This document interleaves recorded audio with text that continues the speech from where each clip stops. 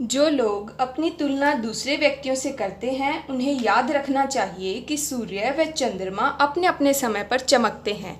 Hey guys, welcome back to my and of course yours YouTube channel learn with Sakshi. I hope you all are very well. So guys, in today's video I am going to tell you about संधि। ठीक है, हमारा Hindi grammar का topic है।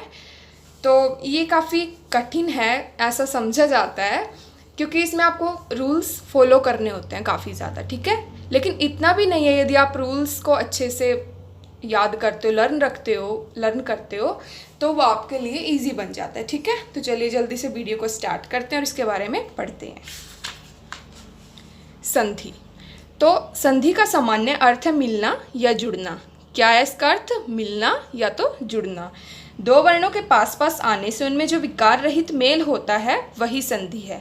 यानी जब दो वर्ण पास पास आते हैं तो उनमें जो परिवर्तन होता है, विकार यानी परिवर्तन, जो परिवर्तन होता है वही संधि होती है। जैसे एग्जाम्पल देखते हैं, परमात्मा, जब हमने इसे तोड़ा तो वो बना परम प्लस आत्मा। अब आपको यहाँ एक चीज़ ध्यान रखनी है जो सारी संधि में चलेगी।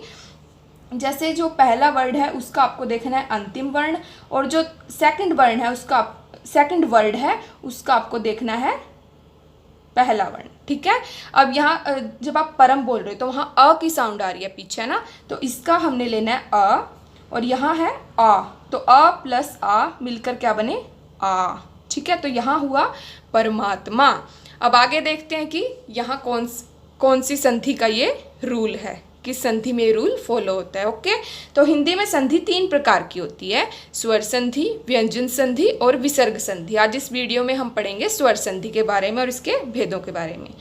तो स्वर संधि किसे कहते हैं? स्वरों का स्वरों के साथ मेल होने पर शब्द में जो परिवर्तन आता है, यानी वर्ड के अंत में, पहले वर्ड के अंत में भी स्वर हो और दूसरे वर्ड के पहले भी स्वर हो, तो स्वरों का स्वरों के साथ मेल होने पर शब्द में जो परिवर्तन आएगा उसे स्वर संधि हम कहेंगे। तो यह 5 प्रकार की है: दीर्घ संधि, गुण संधि, वृद्धि संधि, यण संधि और अयादि संधि।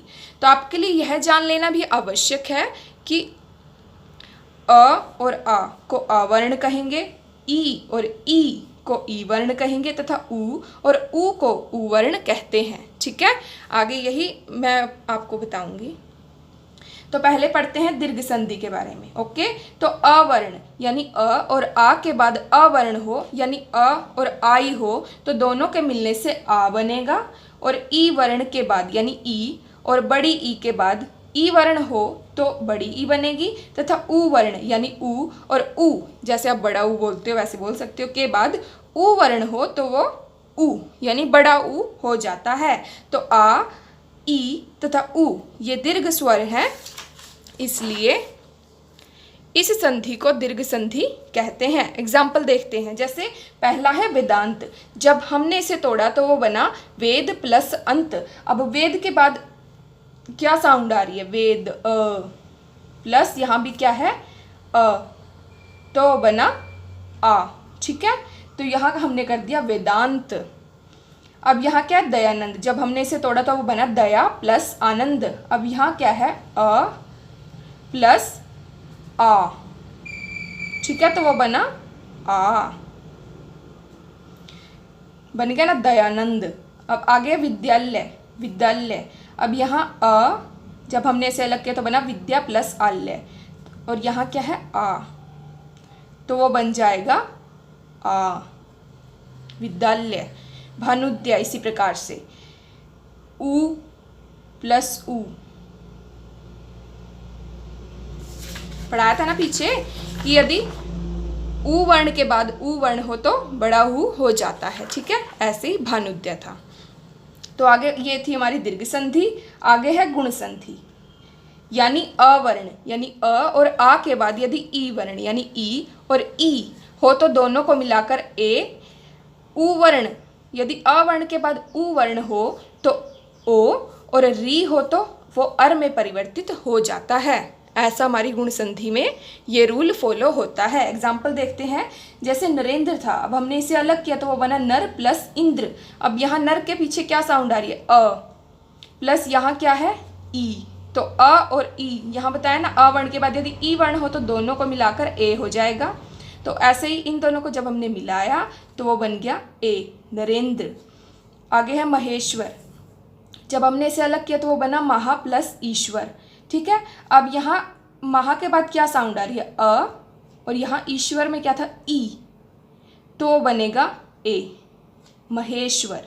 ठीक है, आगे महोदय, इसे जब हमने तोड़ा तो वो बना महा प्लस उदय। अब यहाँ इसके लास्ट में क्या साउंड आ रही है, अ प्लस यहाँ क्या है, उ, तो अ वर्ण के बाद यदि उ वर्ण हो तो वो ओ हो जाता है। ठीक है, तो यहाँ अ प्लस उ यानी ओ बन गया, तो वो बन गया महोदय, महर्षि। अब यहाँ महा प्लस ऋषि, अब यहाँ अ प्लस री, तो वो बन जाता है अर, महर्षि। आ रही है ना आपको आवाज़। तो ये थी हमारी गुण संधि। ठीक है, आपको थोड़ा ये ट्रिकी लगेगा, मतलब मुश्किल लगेगा, लेकिन जब आप रूल्स को याद रख लोगे तो आपके लिए काफ़ी इजी हो जाएगा। ठीक है, तो आगे बढ़ते हैं। हमारी तीसरी है वृद्धि संधि। अब इसमें क्या है कि अ वर्ण के बाद ए और ऐ हो तो दोनों को मिलाकर ऐ बनेगा, तथा ओ और औ यानी अ वर्ण के बाद यदि ओ और औ हो तो औ में परिवर्तित हो जाता है। ठीक है, क्या है इसमें, यदि अ वर्ण है पहले, उसके बाद अगर ए और ऐ है तो दोनों को मिलाकर ऐ बनेगा, और यदि अ वर्ण के बाद ओ और औ हो तो वो औ में परिवर्तित हो जाता है। तो ये है हमारी वृद्धि संधि। एग्जाम्पल देखते हैं, जैसे सदैव था, हमने इसके टुकड़े किए, वो बने सदा प्लस एव। अब यहाँ सदा के बाद क्या है, आ की साउंड, अ प्लस यहाँ क्या है, ए। ठीक है, अब यहाँ अ वर्ण के बाद ए आया या ऐ आया हो तो दोनों को मिलाकर ऐ बनेगा। ठीक है, वो बन गया सदैव। ठीक है, आगे है वनौषध। अब ये जब हमने इसके टुकड़े किए तो वो बने वन प्लस औषध। वन के बाद क्या साउंड आई, अ प्लस यहाँ क्या है, ओ। तो अ वर्ण के बाद यदि ओ और औ हो तो वो क्या बनेगा, औ। तो अ प्लस औ बनेगा औ। ठीक है, बन गया ना वनौषध, अ प्लस औ वनौषध हो गया। ठीक है, ये तो ये थी हमारी वृद्धि संधि। आगे बढ़ते हैं, यण संधि। तो यण संधि में क्या है, ई वर्ण यानी ई और ई के बाद ई वर्ण के अतिरिक्त, यदि ई वर्ण के बाद ई वर्ण के अतिरिक्त कोई और भिन्न स्वर हो, यदि यानी कोई और हो तो ई और ई के स्थान पर य का प्रयोग होगा, और यदि उ वर्ण के बाद कोई भिन्न स्वर हो तो उ और उ को व हो जाएगा, तथा री के बाद यदि कोई भिन्न स्वर हो तो री को र में बदल दिया जाता है। तो ये हमारा यण संधि का रूल होता है। एग्जाम्पल देखते हैं, अत्याचार था जैसे, अब जब हमने इसके टुकड़े किए तो वो बने अति प्लस आचार। अब यहाँ क्या है, ई, छोटी है ना, ई प्लस आ, अति, आवाज आ रही है ना, ई प्लस आचार। अब यहाँ क्या है, ई की साउंड आ रही है, प्लस यहाँ क्या है, आ।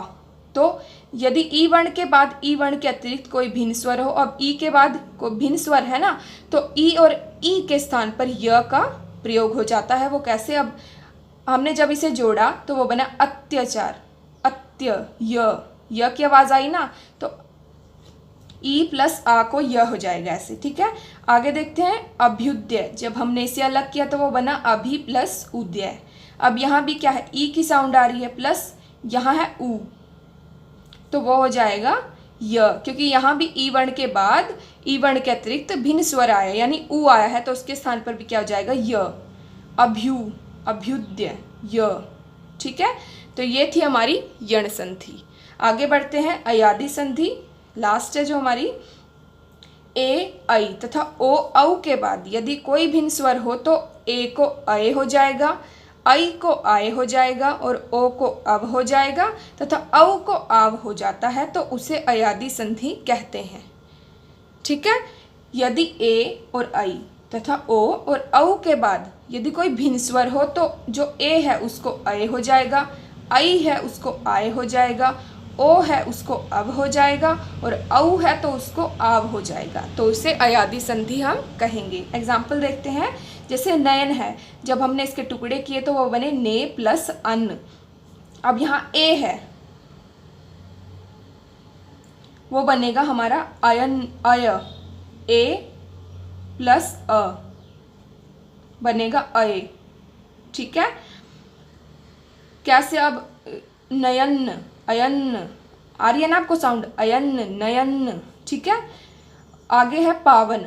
अब जब हमने इसके टुकड़े के तो बने पो प्लस अन्न। अब यहाँ औ है और यहाँ अ है, तो औ प्लस अ आव। ठीक है, ओ को क्या हो जाएगा, आव हो जाएगा। अब यहाँ कैसे हुआ, पावन, आवन, आ रही है ना साउंड, पावन, आवन, है ना। तो आगे है पवित्र। अब जब हमने इसके टुकड़े किए तो वो बने पो प्लस इत्र, तो ओ प्लस ई, तो वो क्या बन जाएगा, अव। तो हो जाएगा पवित्र, अवित्र। आ रही है ना आपको साउंड इसकी। तो ये थे भाई हमारे स्वर संधि के 5 प्रकार, दीर्घ संधि, गुण संधि, वृद्धि संधि, यण संधि और अयादि संधि। So I hope guys you will clearly understand this. ये था मेरा तरीका आपको संधि के बारे में बताने का। तो अगर आपको वीडियो पसंद आई हो तो प्लीज़ लाइक, शेयर और सब्सक्राइब जरूर कर दीजिएगा। Thanks for watching and take care of your self.